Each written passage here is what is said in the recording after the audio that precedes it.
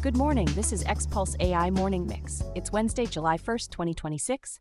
Today, Anthropic's top models come back online, Apple speeds up security fixes after AI-era exploits, and OpenAI's $1 trillion valuation talk may be pushing its IPO out. I've got Orion with me. Ready?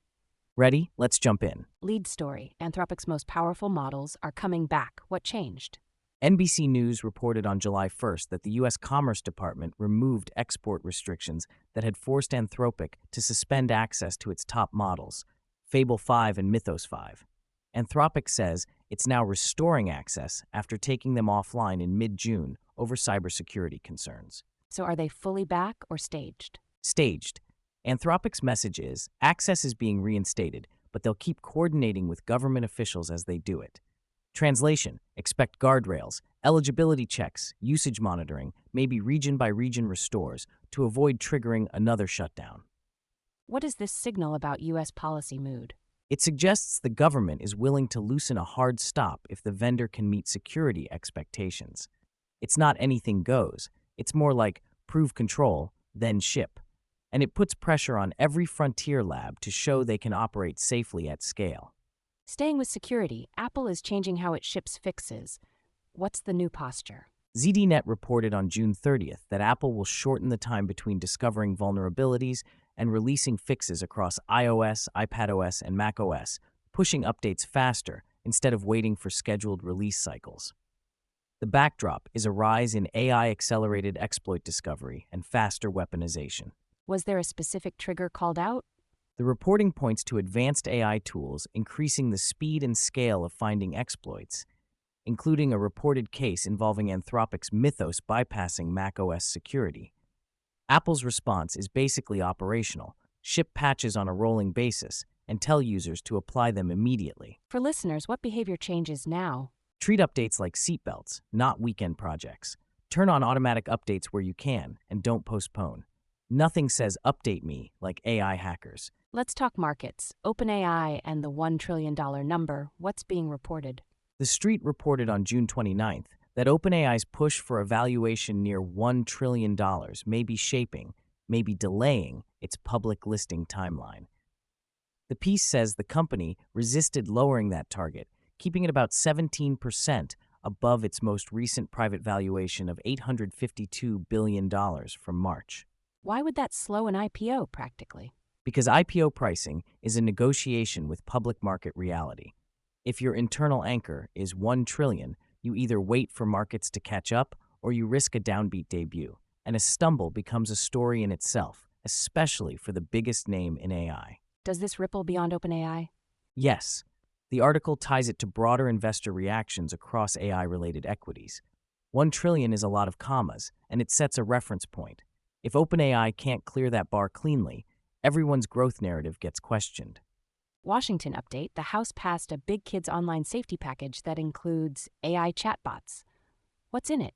NBC News reported on June 30th that the House passed the Kids Internet and Digital Safety, or KIDS Act. It bundles child safety rules for social platforms with requirements aimed at AI chatbots, parental controls, limits on using minors' data for targeted ads, plus age verification provisions. Is it a done deal? Not yet. It moves to the Senate, where it's expected to face hurdles. The reporting notes legal and free speech concerns raised by digital rights groups and the American Civil Liberties Union.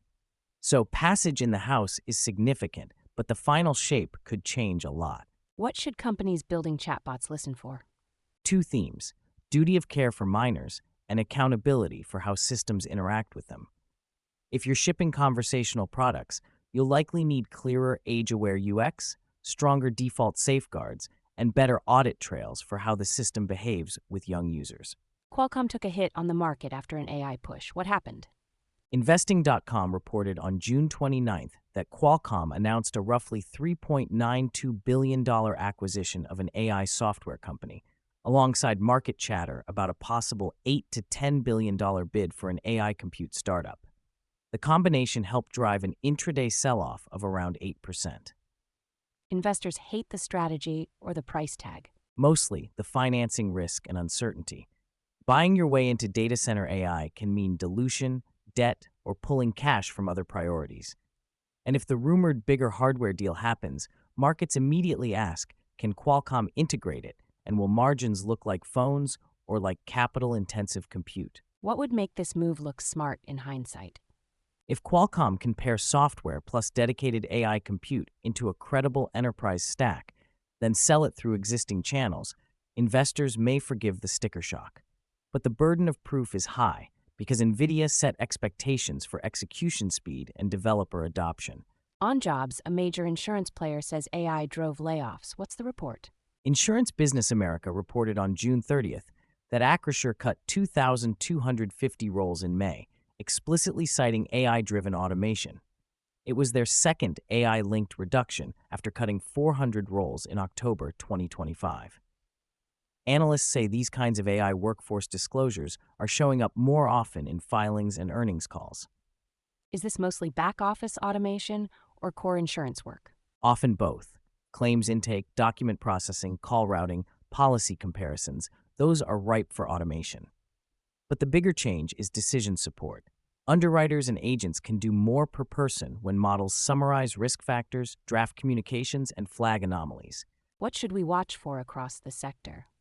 More explicit accounting, headcount shifts tied to automation, spend moving from labor to software and compute, and new operational risk categories, like model errors becoming compliance incidents. Insurance companies live and die by process, so AI lands fast there.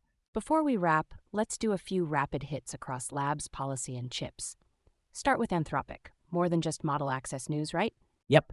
CNBC reported on June 30th that Anthropic launched an internal drug discovery program focused on neglected diseases and introduced Claude Science, a workbench to streamline research workflows. And ZDNet also reported June 30th that Anthropic released Sonnet 5, emphasizing lower-cost agentic tool use, with noted trade-offs in cybersecurity robustness.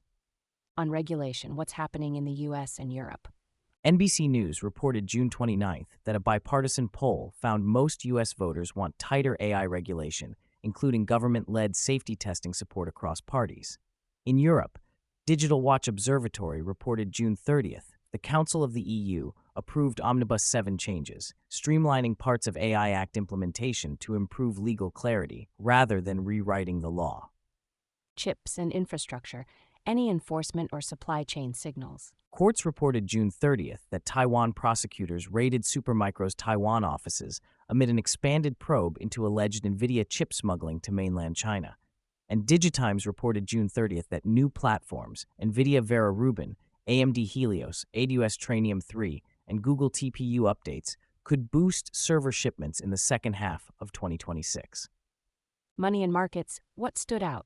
Business Insider reported June 30th that Microsoft had a rough June, reflecting skepticism about the AI trade and valuation pressure.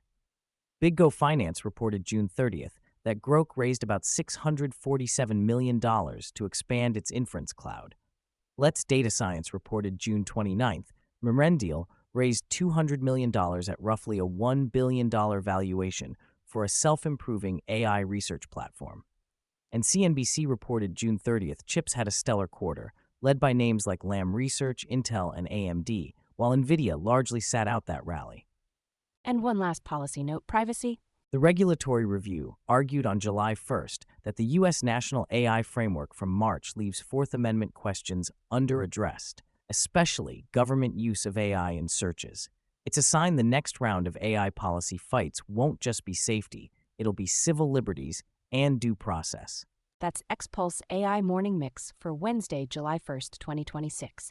If this helped you stay sharp, share it with a colleague, and we'll be back next time.